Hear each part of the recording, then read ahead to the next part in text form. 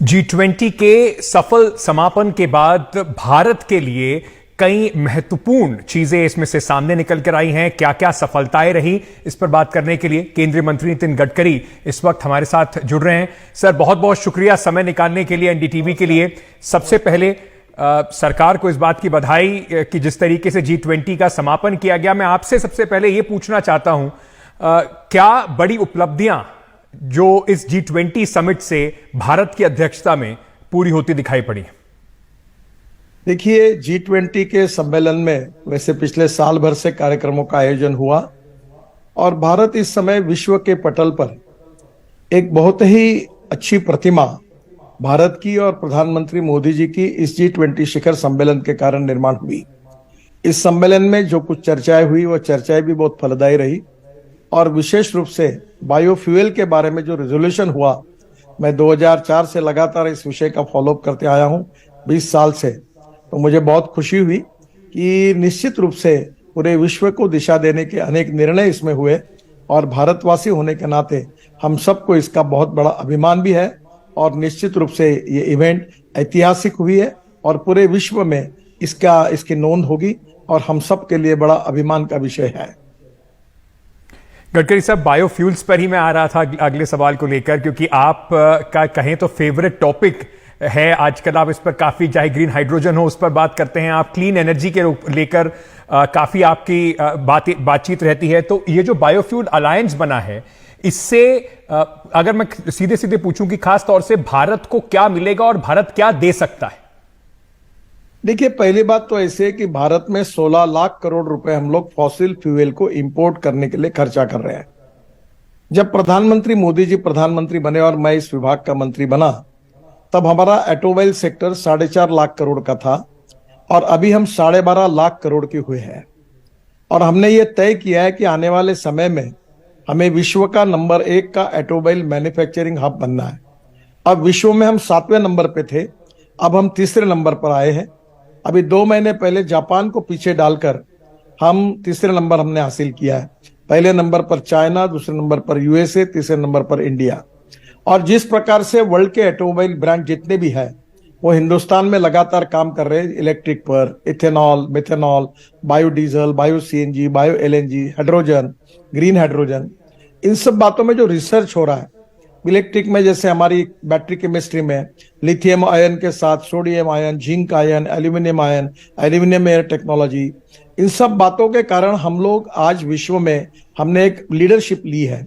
Brazil ने जैसे ethanol की शुरुआत की, वैसे इलेक्ट्रिक पर हम भी बहुत आगे जा रहे हैं। तो ये अल्टरनेटिव फ्यूल और बायोफ्यूल के कारण पूरे विश्व में अब ये जो नॉलेज बैंक बनेगी, सब एक दूसरे को कोऑपरेशन करेंगे, कोऑर्डिनेट करेंगे। तो जो टेक्नोलॉजी हिंदुस्तान के पास है हम उनको कंट्रीब्यूट करेंगे और जो उनके पास है वो हमको मिलेगी। आपको मालूम होगा कि हमारे यहाँ शुगर फैक्ट्री में प्रेसमड निकलता है, प्रेसमड और बगास और परली, राइस स्ट्रॉ, इससे भी हम बायो सीएनजी बना रहे हैं। हमारे देश में 135 प्लांट अभी काम उसका शुरू है कि जो परली से और बायोमास से बायो सीएनजी और बायो एलएनजी बनाएंगे। इतना ही नहीं, तो अभी हमारे यहाँ पानीपत में हमारे जो एक प्लांट है इंडियन ऑयल का, वो 1 लाख लीटर इथेनॉल परली से और 150 टन बायो बिटुमिन बना रहा है और उसके साथ साथ अब बायो एविएशन फ्यूल बनेगा। हमारे देश में 80 लाख टन बिटुमिन लगता है, उसमें से 50 लाख टन हमारी रिफाइनरी देती है और 30 लाख टन इंपोर्ट होता है जी। अब ये इंपोर्ट करने की जरूरत नहीं पड़ेगी। एक प्रकार से diversification of agriculture towards energy and power sector. अभी गेहूं, चावल, मक्का, शुगर, इसमें ऐसा है कि हमारी एमएसपी ज्यादा है, मिनिमम सिक्योर्ड प्राइस, और हमारी मार्केट और कमर्शियल प्राइस कम है क्योंकि सरप्लस प्रोडक्शन है।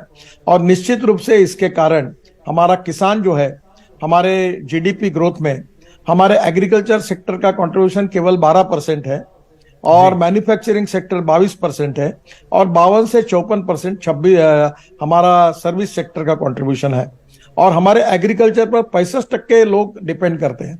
तो मुझे लगता है कि ये जो नया diversification of agriculture towards energy and power sector हुआ है, इसके कारण गाँव में रोजगार निर्माण होंगे, गाँव गरीब मजदूर किसान का कल्याण होगा और हमारा किसान अब अन्नदाता नहीं, ऊर्जादाता, विटामिन दाता और इसके बाद में वो हाइड्रोजन दाता भी बनेगा, और उसके बाद अब बायो एविएशन फ्यूल यानी हवाई जहाज भी किसानों ने तैयार किए हुए फ्यूल पे चलेगी, तो निश्चित रूप से हमारे गरीब किसानों का कल्याण होगा।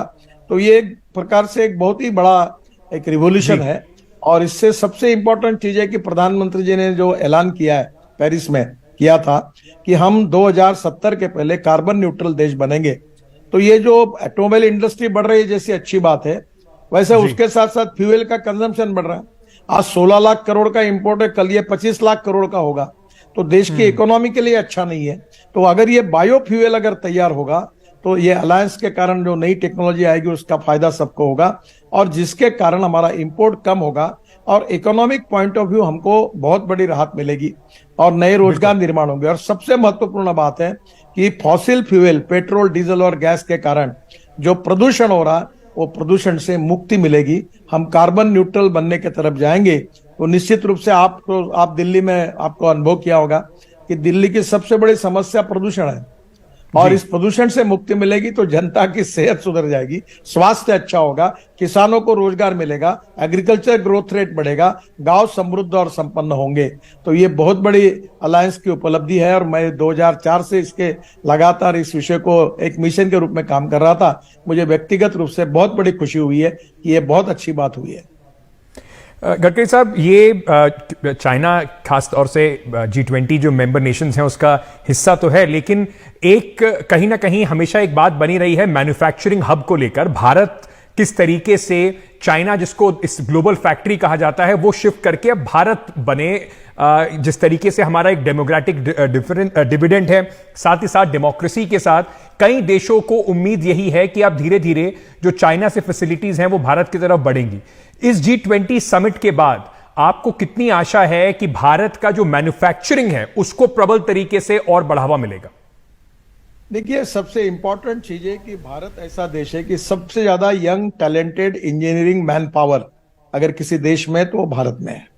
रॉ मटेरियल की उपलब्धता है, power, water power, transport, communication है, हाईवे हमने भी नए अच्छे बनाए, पोर्ट हमारे डेवलप हुए, रेलवे डेवलप हुई है, और सबसे बड़ी बात है कि अब हाईवे नए बने, इसके कारण लॉजिस्टिक कॉस्ट जो हमारी 16% है, चाइना के 8 से 10% है, अमेरिका और यूरोपियन कंट्री में 12% है। हम निश्चित रूप से हमारी कोशिश है कि 2024 के पहले ये जो फ्यूल है, पेट्रोल डीजल के बजाय हम लोग जो नई नई फ्यूल ला रहे हैं, इसके कारण इलेक्ट्रिक के हाईवे बना रहे हैं, जिसके कारण हमारी लॉजिस्टिक कॉस्ट सिंगल डिजिट 9% पे आएगी। तो ये अगर 5-6% कम होंगे तो हमारा इसका मतलब ये कि हम इंटरनेशनल मार्केट में और कॉम्पिटिटिव बनेंगे, हमारा एक्सपोर्ट बढ़ेगा, और एक्सपोर्ट बढ़ने के कारण हमारा वेल्थ बढ़ेगी, ग्रोथ बढ़ेगी, रोजगार निर्माण होगा, और भारत ये समृद्ध और संपन्न देश होगा। मैं अक्सर एक बात सोचता हूँ कि हमने पॉजिटिव इसमें सोचना चाहिए। हमने दूसरा देश क्या कर रहा है इसके बजाय हम कॉम्पिटेंट कैसे बने, हमारा प्रोडक्शन क्वालिटेटिव कैसा हो, हमारा एक्सपोर्ट कैसा हो, वर्ल्ड मार्केट में हम कैसे कॉम्पिटिटिव बने, इस बात पर हमने ध्यान देना चाहिए। हर देश को अपने अपनी प्रगति और विकास करने का अधिकार है। हम पॉजिटिव वे से अपना काम करें, दूसरे लोगों का क्या कर रहे हो क्या नहीं कर रही है देखने की हमें लगता है हमारी संस्कृति भी नहीं और आवश्यकता भी नहीं। हम अपनी पॉजिटिव बातों के आधार पर और नॉलेज टू वेल्थ, यानी मैं अक्सर एक कहता हूं कि innovation, entrepreneurship, science, technology, research, skill and successful practices, ये जो नॉलेज है ये हमारा बेस है। और वो नॉलेज टू वेल्थ हमारी IIT, हमारे इंजीनियरिंग कॉलेजेस, हमारे स्टार्टअप, हमारी इंजीनियरिंग टैलेंटेड मैन पावर, हमारे सॉफ्टवेयर इंजीनियर दुनिया में अच्छा काम कर रहे हैं, हमारे डॉक्टर अच्छे हैं, तो ये हमारी स्ट्रेंथ है, इसका उपयोग करें। और रॉ मटेरियल के बारे में भी हम धीरे धीरे बहुत सक्षम हो गए, तो और मैन पावर भी है, रॉ मटेरियल भी है, लॉजिस्टिक कॉस्ट भी कम हो रही है, पोर्ट की इफिशिएंसी बढ़ी है, तो स्वाभाविक रूप से हम लोग कॉम्पिटिटिव इसमें वर्ल्ड में सबसे कॉम्पिटिटिव होंगे और क्वालिटी में भी अव्वल होंगे और कॉस्ट में भी कम होंगे, तो नेचुरली हमें इसका फायदा मिलेगा ही, ऐसा मेरा विश्वास है। और we are the fastest growing economy in the world, लोग भी इसको स्वीकार करते हैं।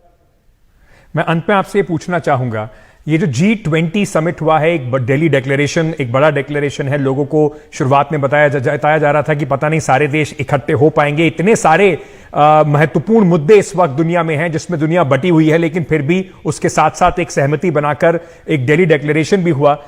लेगेसी के तौर पर इस G20 समिट के बारे में जब बात की जाएगी, जो भारत की प्रेसिडेंसी है, तो आप उसको एक क्या बड़ी लेगेसी देखते हैं आने वाले समय के लिए, विश्व के लिए? देखिए, विश्व के इतिहास में मोदी जी के नेतृत्व में G20 को जो अभूतपूर्व सफलता मिली है, ये निश्चित रूप से भारतवासियों के लिए अभिमान का और स्वाभिमान का विषय है। हमें विश्वगुरु बनना है, ये हम बोलते थे, पर निश्चित रूप से जिस प्रकार से हम प्रगति और विकास की ओर आगे बढ़ रहे हैं और ज्ञान विज्ञान तंत्र विज्ञान इनोवेशन टेक्नोलॉजी के साथ आगे बढ़ रहे हैं, हम लोग इंडस्ट्रियल ग्रोथ, एग्रीकल्चर ग्रोथ, इसके साथ अब बायोफ्यूल की भी जिस प्रकार से कर रहे हैं, हेल्थ सेक्टर में हमने वैक्सीन पूरे दुनिया में अनेक देशों को दिया है।